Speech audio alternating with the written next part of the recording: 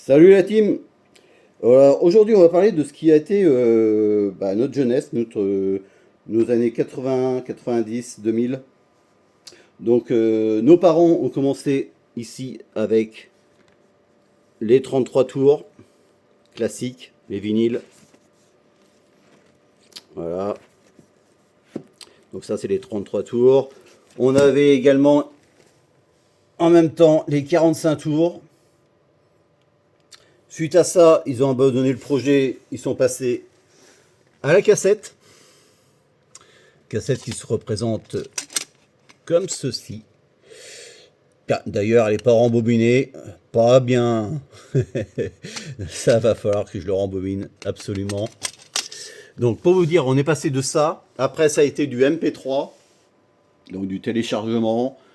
Après, on est passé au tout numérique. Voilà. Donc, ça, c'était au niveau musique. Au niveau film, je vais vous faire voir. Au niveau film, on est passé, voilà, de ça, du Blu-ray, du DVD. Et moi, je vous mets à l'épreuve de trouver sur vos chaînes de stream, par exemple, du Blue Sport, du Kickboxer, ça, du Wentworth. Essayez de trouver ça sur vos chaînes. Je pense que elles sont plus en location ou en achat. Donc voilà où on en arrive. Je vais vous faire voir autre chose. Donc voilà, ici on est sur des jeux PC de l'époque. Voilà ce qu'on pouvait avoir en PC. On avait des boîtes physiques. Ah, je vous mens pas, hein. Voilà. Voilà ce qu'on pouvait trouver. De très bons jeux.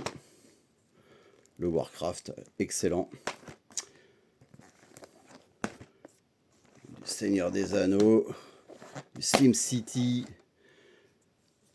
les Maîtres de l'Olympe, ça c'était très réputé à l'époque.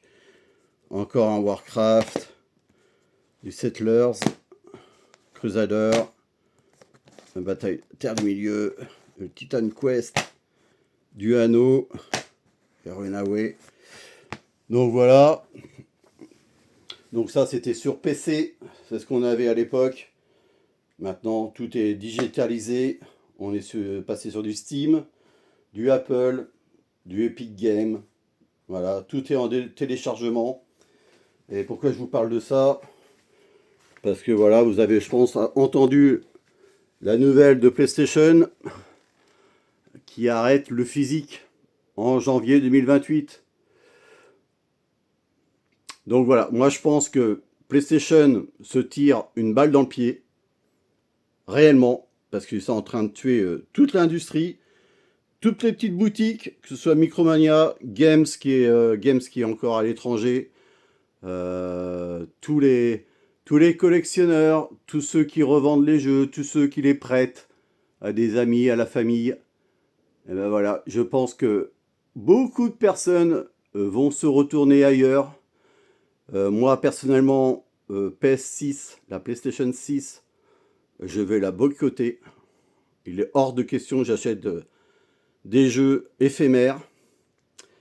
Et puis qu'on vous bloque le compte du jour au lendemain, que vous ayez payé un tas de jeux, et puis du jour au lendemain, on vous bloque tout, vous soyez piraté, et que vous n'ayez plus rien sur votre PlayStation 6, moi, ça me la foutrait un petit peu vénère. Donc moi, niveau PlayStation, s'il reste sur la position, eh ben, j'arrêterai d'être sur PlayStation. Alors j'espère que Xbox va enchaîner le pas et va proposer du physique. Il serait très débile de ne pas le faire. Voilà, mais bon, c'est l'actualité qui veut ça. Je pense qu'ils vont suivre, malheureusement. Nintendo aussi, également. C'est la génération qui veut ça. C'est consommer digitalement pour bien vous faire enfler. Acheter au plus fort, c'est-à-dire qu'un jeu PS5, vous allez le payer sur le store à 80 balles. Alors qu'avant, sur Leclerc, Carrefour, Auchan, peu importe, vous le trouviez à 50 balles. Moi, je trouve ça vraiment scandaleux de la part de PlayStation. Donc moi, je ne vais pas aller dans leur sens. J'ai plein de jeux à faire, donc en rétro. Donc je resterai là-dessus et j'achèterai uniquement du rétro. Voilà. Il faut, à mon avis, pour faire bouger PlayStation, il faut les boycotter. Simplement et uniquement. Il faut les faire chier. Alors c'est une annonce qui vient ici en juillet 2026. Donc ils ont annoncé ça pour janvier 2028. D'ici là, l'eau aura passé sous les ponts. Moi, je vous dis qu'il y aura du changement. Les collectionneurs et les gamers, je pense, vont réagir. Il y aura des pétitions, il y aura tout ce qu'il faudra. On verra ce qui va se passer au bout d'un an et demi. Mais ça ne peut pas rester comme ça, quoi. Le physique, pour ma part, c'est très important. Quoique actuellement, niveau PlayStation 5 à l'intérieur, vous avez juste votre galette. Vous n'avez plus de livret, vous n'avez plus rien. Les livrets, on arrivait encore, à la limite, à en trouver sur PS3. Mais les livrets de PS2 et de PS1, voilà, c'était vraiment quelque chose. Alors j'espère que moi, il y aura des concurrents pour s'opposer à PlayStation, style, oui, Xbox, pourquoi pas, c'est une porte qui s'ouvre pour eux. Je pense à Sega qui peuvent revenir avec une Dreamcast 2. Ce serait vraiment excellent. C'est vraiment une opportunité qu'ils ont. S'ils ont la possibilité de le faire, pourquoi pas. Et peut-être un nouveau fournisseur, un nouveau élément, un nouveau projet qu'on ne voit pas arriver. Mais voilà, il y a une porte qui est ouverte là pour balayer PlayStation et puis aller les envoyer chier, quoi. Voilà, sérieusement. PlayStation, on est depuis des générations et des générations dessus, et là, ils nous la mettent à l'envers. Donc ça, je trouve ça vraiment écœurant.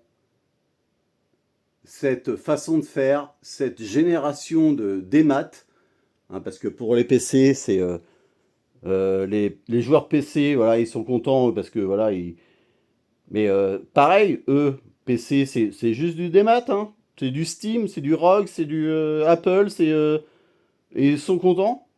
En sachant qu'un PC, ça vaut, allez, 1005, 2000 euros. Votre carte graphique, en plus, vous la changez, allez, tous les 2-3 ans, ça vous coûte combien? 300, 400, 500 balles. On n'est pas au même tarif qu'une console. Voilà. Donc les joueurs PC, ils sont bien gentils, mais c'est un loisir, c'est un plaisir comme ils le souhaitent. Y a pas, je juge pas. Mais on n'est pas au même tarif qu'une console de jeu. Je suis désolé. Tout le monde ne peut pas se permettre d'acheter un PC de dernière génération. Donc là, si PlayStation il nous annonce des jeux en démat de 80 à 100 euros, comme par exemple GTA 6 qui arrive prochainement, je vois pas l'intérêt de payer une fortune et personne ne pourra suivre. Pas tout le monde, du moins. Donc c'est aberrant, cette politique de PlayStation. Voilà, je sais pas ce que vous en pensez. On va droit dans le mur. Surtout PlayStation, à mon avis, ils vont droit dans le mur. Ils se tirent une balle dans le pied et on verra le résultat en janvier 2028. Où est-ce qu'ils se positionnent et ce qu'ils vont faire par rapport aux critiques et ce qui arrive. Voilà les gens. Bon jeu. Amusez-vous bien. Et la passion du jeu vidéo sera toujours présente, malgré tout. Salut!